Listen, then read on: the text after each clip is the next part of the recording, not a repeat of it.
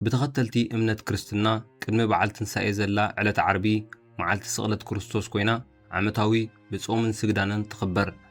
እዛ ዕለት ድሕሪ ብዙሕ መከራን ስቓይን ኢየሱስ ክርስቶስ ወዲ ሰብ ካብ ዝኣተወ ሓጢኣት ንምድሓን ኣብ መስቀል ዝተኸፍሎ መስዋእቲ ዝዝክረላ መዓልቲ እያ። ብተኸተልቲ እምነት ክርስትና ድማ ኢየሱስ ክርስቶስ ንፍቕሪ ደቂ ሰባት ክብል ንገዛ ርእሱ ኣሕሊፉ ዝሃበላ መዓልቲ እያ። ኢየሱስ ኣብቲ እዋንቲ ዝተቐበሎ ስቓይን ሞትን ኣዝዩ ዘስካሕክሕ እኳ እንተኾነ ሰንበት ንሞት ስዒሩ ተንሲኡ እውን እዩ። ቅድሚ ክርስቶስ ወዲ ሰብ ብስቕለት ክቕጻዕ ናይ መጀመርያ ተግባራዊ ዝኾነ እዋን ብ479 ቅድሚ ልደተ ክርስቶስ እዩ። ድሒሮም ሮማውያን ነዚ ሕጂ ዝፍለጥ መስቀል ኣብ ከባቢ 100 ቅድሚ ልደተ ክርስቶስ ይጥቀሙሉ ነይሮም። እዚ ዓይነት ስቕለት ኣብ ልዕሊ ደቂ ሰባት ኣብ ዝግበሩ እዋን እቲ ዝኸፍአ ናይ ሞት መቕጻዕቲ ምዃኑ ክኢላታት ይገልጹ። እቶም ንሞት ዝተፈርዱ ሰባት ብኸቢድ ገበን ዝተፈርዱ ሰባት እዮም ነይሮም። ዝኾነ ብስቕለት ንሞት ዝተፈርደ ቀስ ብቐስ ብቓንዛ ክሞት ዝገብር እዩ። እዚ ስቕለት እዚ ኣብ ቅድሚ ህዝብን ሓለፍቲ መንገድን ሙሉእ ብምሉእ ኣብ ክረኣየሉ ዝኽእል ቦታ ዝፍጸም ነበረ። እቲ ገበነኛ ድማ ኣብ ውሽጢ ሰዓታት ይመውት። ኣብ ውሽጢ ሰዓታት ዝተሰቕሉ ሰባት ብምፍሳስ ደም ካብ መጠን ንላዕሊ ጽምኣት ማይን ዝተፈላለዩ ክፋላት ኣካላቶም ድማ ስርሑ ብምቁራጽ ከም ውጽኢቱ ድማ ሞት የጋጥሞም። ሮማውያን ንሓደ ገበነኛ እግሩ ትሕቲ ብርኩ ብሞደሻ ወይ ብበትሪ ሓጺንን ብምውቃዕ ብምስባርን ንሞት የቃልዕዎ ነይሮም። ኢየሱስ ቅድሚ ምስቃሉ ብተደጋጋሚ ተገሪፉ እዩ። እቲ መግረፍቲ ሓጺንን ዕንጨይትን በሊሕ ዕጽምትን ስለ ዝነበሮ ብብዝሒ ከም ዝደሚ ገይርዎ ነይሩ። ታሪኻዊ ጸብጻብ ከም ዝሕብሮ ገለ ሰባት ብመግረፍቲ ጥራይ ከም ዝሞቱ እዩ ዝግለጽ። እንተኾነ ግን ኢየሱስ ክርስቶስ ነቲ ስቅያት ክሳብ ጎልጎልታ ተጻዊርዎ። ብርግጽ ኢየሱስ ክርስቶስ ኣብቲ መግረፍቲ ኣዝዩ ደኺሙ ስለ ዝነበረ መስቀሉ ተሰኪሙ ናብ ጎልጎልታ ክኸይድ ኣይከኣለን። ኢየሱስ ክርስቶስ ኣብቲ መግረፍቲ ኣዝዩ ስለ ዝደኸመ ወተሃደራት ሮማ ንስምዖን መስቀል ከሰክሞ ኣገደድዎ። ስቕለት ኢየሱስ ክርስቶስ ኣረሜናውን መሪርን ቀስ ብቐስ ዝቐትል እውን ነበረ። ኣብ እዋን ስቕለቱ ኣእዳውን ኣእጋሩን ኣብ መስቀል ተሰቒሎም እዮም። ኣብ ቅድሚ ቤት ፍርዲ ኣይሁድን ሮማን ደው ኢሉ ዝተፈርደ ኢየሱስ ተጸፊዑን ተገሪፉን ኣኽሊል እሾኽ ተደፊእዎን። ክርስቶስ ኣብ መስቀል ምስ ተሰመረ ኣካላቱ ክትጻወሮ ዘይክእል ስቓይ ሓሊፍዎ። ካብዚ ኩሉ መከራን መግረፍትን ምውዳቐ ምትንሳእን ብዙሕ ደም ኣጥፊኡ ጸሚኡን ንሞት እውን ተቓሊዑ። ክኢላታት ሕክምና ነቲ ኣብ ልዕሊ ኢየሱስ ክርስቶስ ዝፍጸም ዝነበረ ገሰትን መግረፍትን ስቅያትን ብሞያዊ ኣረኣይኦም ገሊጾሞ እዮም። መጽሓፍ ቅዱስ ኢየሱስ ቅድሚ ሞቱ ኣብ ዓቢ ጭንቀት ከም ዝነበረ ይገልጽ እዩ። እቶም ብዛዕባ ህይወትን ሞትን ኢየሱስ ክርስቶስ ዝጸሓፉ 4 ሐዋርያት ማለት ማቴዎስ፣ ማሪቆስ፣ ሉቃስን ዮሃንስን ብዛዕባ እቲ ኣብቲ ግዜ እቲ ዘጋጠመ ነገራት ብዝርዝር ገሊጾሞ እዮም።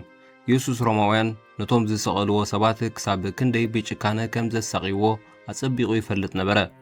ወንጌል ሉቃስ ኣቦይ ፍቓደኛ እንድሕር ኮንካ ነዛ ጽዋዕ እዚኣ ካባይ ውሰዳ ኢሉ ከም ዝጸለየን ጽሑፍ ኣሎ። ኣብ ተመሳሳሊ ወንጌል ኣብ ጭንቀትን ፍርሕን እንከሎ ድማ ዝያዳ በርቲዑ ጸለየ። ረሃጹ ድማ ከም ዓበይቲ ነጠብጣብ ደም ናብ መሬት ይወድቕ ነበረ። ፍርቂ ለይቲ ምስ ሓለፈ ኢየሱስ ብካህናትን ገዛእትን ሽማግለታትን ሓለፍቲ ቤት መቕደስን ኣብ ጌተ ሰማኔ ተታሕዘ። ኣብ ቅድሚ ሊቃነ ካህናት ቀሪቡ በቲ ፈጺሞ ዝተባሃለ ተኸሰሰ። ናብ ጴጥሮስ ድማ ተለኣኸ።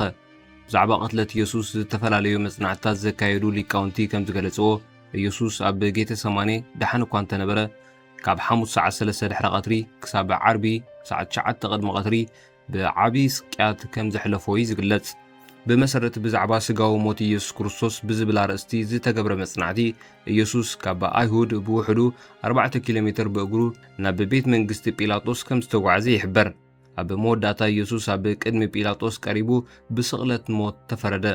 ኢየሱስ ቅድሚ ስቕለቱ ወተሃደራት ሮማ በተደጋጋሚ ብበትሪ በሊሕ ሓጺንን ይግረፍ ነበረ። ኢየሱስ ብወተሃደራት ሮማ ኣብ ሕቑኡ ምስ ተገርፈ ኣብቲ መግረፊ ዝተታሕዘ በሊሕ በትርን ሓጺንን ስጉኡ ምስ ቀደዶ ስራውር ደሙ ከም ዝተቖርጸን ክኢላታት ሕክምና ሰኒዶሞ እዮም። እዞም ነዚ ዛዕባ ዘጽንዑ ክኢላታት እቲ ብጾም ዝደኸመ ስጋ ኢየሱስ እቲ ዝተጨፍለቐ ኣካላቱን ምስቲ ኸቢድ ምፍሳስ ደም ተደሚሩ ነቲ ቅድሚ ምስቃሉ ዘጋጠመ ብርቱዕ መከራ ከም ዘመልክት ይዛረቡ። እቲ ንኣእዳውን ኣእጋርን ኢየሱስ ክርስቶስ ንምሽንካር ዝተጠቀሙሉ መስማር ካብ 13 ክሳብ 18 ሰንቲሜትር ንውሓት ዘለዎ ካብ 1 ሰንቲሜትር ንላዕሊ ሩግዲ ዘለዎ ክኸውን ከም ዝኽእል ዶክተር ዊልያምስ ዲ ኤድዋርድስ ይገልጽ። ስቕለት ካብ ፋሪሳውያን ከም ዝጀመረ ይእመን። ኣሌክሳንደር ዓቢ ነዚ ዓይነት መቕጻዕቲ ኣብ ግብፅን ጥንታውያን ህዝብታት ማእከላይ ባሕርን ኣተኣታትይዎ። ሮማውያን ካብ ጥንታውያን ገዛእቲ ማእከላይ ባሕሪ እዮም ተማሂሮም። ሮማውያን ስቕለት እኳ እንተዘይመሃዙ ነቲ ናይ ሞት መቕጻዕቲ ግን ቀስ ብቐስ ዝቐትልን መሪርን ገይሮሞ። ኣብ 4ይ ክፍለ ዘመን ቅድሚ ልደተ ክርስቶስ ኣሌክሳንደር ዓቢ ነቲ መቕጻዕቲ ናብ ማእከላይ ምብራቕ ኣተኣታትይዎ። ኣሌክሳንደርን ወተሃደራቱን ነቲ ብውሕዱ ዘይትድፈር ዝነበረት ከተማ ጢሮስ ኣብ ናይ ሕጂ ሊባኖስ ኣብ ክባ ኣእትይዎም ኣብ መወዳእታ ምስ ኣተዉ ንኣሳት 2,000 ነበርቲ ሰቒሎም ትብል ዶክተር ሲሌርስ። ተካእቲ ኣሌክሳንደር ዓቢ ድማ ነቲ መቕጻዕቲ ናብ ግብፅን ሶርያን ከምኡውን ኣብቲ ብኣፍኒቃውያን ዝተመስረተት ዓባይ ከተማ ሰሜን ኣፍሪቃ ካርቴጅ ኣተኣታትይዎም። ኣብ ጥንታዊት እስራኤል እዚ ዓይነት መቕጻዕቲ ድሮ ቅድሚ ምምጻእ ሮማውያን ዝውቱር ነይሩ እዩ። ሓደ ካብቶም ሮማዊ ኣይሁዳዊ ጸሓፊ ታሪኽ ፖለቲከኛን ወተሃደርን ፍላቪየስ ጆሴፍ ኮይኑ ቀዳማይ ክፍለ ዘመን ኤዲ ኣብ ኢየሩሳሌም ተወሊዱ። ኣብቲ ንኣይሁድ 27 ዓመት ዝገዘ ኣሌክሳንደር ጃናየስ 125 ክሳብ 76 ቅድሚ ልደተ ክርስቶስ ዘመነ ንግስነት ኣብ ጸሓፎ መዘክራት ኣብ ከባቢ 88 ቅድሚ ልደተ ክርስቶስ ዝነበረ ጃምላዊ ስቕለት ተጠቒሱሎ። ፍላቪየስ ጆሴፍስ ከምዚ ኢሉ ጽሒፉ ምሳንስቱ ኣብ ሓደ ርኡይ ቦታ እናጸንበለ እንከሎ 800 ኣይሁድ ክስቀሉ ከምኡውን ደቆምን ኣንስቶምን ኣብ ቅድሚ ዓይኖም እቶም ገና ብህይወት ዝነበሩ ሰባት ክቕተሉ ኣዚዙ። ካብቲ ዝኸፍአ ጭካነ ተቐትለት ዝገደደ ድማ ብዛዕባ ካብቶም ብስቕለት ዝቕጽዑ ሰባት ክሞቱ መዓልታት ዝወስደሎም ምዃኑ እዩ። ገሊኦም ኣብ ውሽጢ 1 ሰዓታት ከም ዝሞቱ ይፍለጥ። ኣብ መጽሓፍ ቅዱስ ኢየሱስ ክርስቶስ ን6 ሰዓት ከም ጸንሐ ይንገር። ኣብ ገለ ኣጋጣሚታት እቶም ወታደራት ሞት እቲ ግዳይ ንምቅልጣፍ ቡርክ ወቂዖም እግሩ ክስበር ይገብሩ ነይሮም። በዚ መንገዲ እዚ እቶም ዝተፈርዱ ኣብ ኣእጋሮም ዝርከቡ ጨዋዳታት ተጠቂሞም ከተንፍሱን ስለ ዝኽእሉ ቀልጢፎም ክሞቱ ይገብር ይብል ፕሮፌሰር። ብመሰረት ቅዱስ መጽሓፍ ኢየሱስ ድሮ ሞይቱ ስለ ዝነበረ ወታደራት ሮማ ነዚ ስጉምቲ ምስቶም ኣብ ጎኒ ኢየሱስ ክርስቶስ ዝተሰቕሉ 2 ገበነኛታት ተጠቂሞም እዮም። ስቕለት ነቶም ዝተወገዙ ንኽቃልዑን ክዋረዱን ብዝብል ዝትግበር ከም ዝነበረ ፕሮፌሰር ይዛረብ። ሮማውያን ብተመሳሳሊ ገበን ዝፍጽም ሰብ ክርእይዎ ከም ዘይደልዩ ንምርግጋጽ ብንጹር ንምግላጽን ብዝብል ነቶም ዝኸፍኡ ጸላእቲ ዝተሓዝአ ሞት ነይሩ። እዚ መብዛሕትኡ ግዜ ኣብ ባሮትን ወጻተኛታትን ይትግበር ከም ዝነበረ ኣዝዩ ሳሕቲ ድማ ኣብ ሮማውያን። ስቕለት መብዛሕትኡ ጉዳይ ምስ ክሕደት፣ ወታደራዊ ናዕቢ፣ ግብረ ሽበራን ገለ ገበናት ዝተኣሳሰር ነይሩ። እዚ ድማ ናብ ምፍሳስ ደም የምርሕ ነይሩ። ሮማዊ ሃፄ ቆስጠንጢኖስ ቀዳማይ ኣብ 4ይ ክፍለ ዘመን ድሕሪ ልደተ ክርስቶስ ስቕለት ከም ዝውገድ ገበረ። ድሕሪኡ ድማ ናይ መጀመርያ ክርስቲያን ዝተቐበለ ሮማዊ ሃፄ ኮነ። ነቲ ሃይማኖት ሕጋዊ ብምግባር ሰዓብቱ ካብ ባህላውን ሃይማኖታውን ዝሰኣንዎ ሓላፍነት ክረኽቡ ገበረ። እዚ ድማ ንግዛኣት ሮማ ክርስቲያን ናብ ምግባር ኣምርሐ። ይኹን እምበር እቲ መቕጻዕቲ ሕጂ እውን ኣብ ካልእ ቦታታት ተግባራዊ ይኸውን ይህልዩ። ኣብ 1597 ኣብ ጃፓን 26 ሚስዮናውያን ተቐቲሎም እዮም። እዚ ኣብ ልዕሊቶም ኣብታ ሃገር ዝነብሩ ክርስቲያን ስጋት ፈጢሩ ነይሩ። መስቀል መግለጺ ሕሉፍ ጭካነ እኳ እንተነበረ ይኹን እምበር ንክርስቲያን ብስም ፍቕሪ ዝተኸፍለ መስዋዕቲ እዩ ዝውክል። ዓርቢ ሰዓት 3 ኢየሱስ ተፈጸመ ኢሉ ሞተ። እቶም ወተሃደራት ኣእጋሩ ክሰብሩ ምስ መጹ ኢየሱስ ድሮ ሞይቱ ነበረ።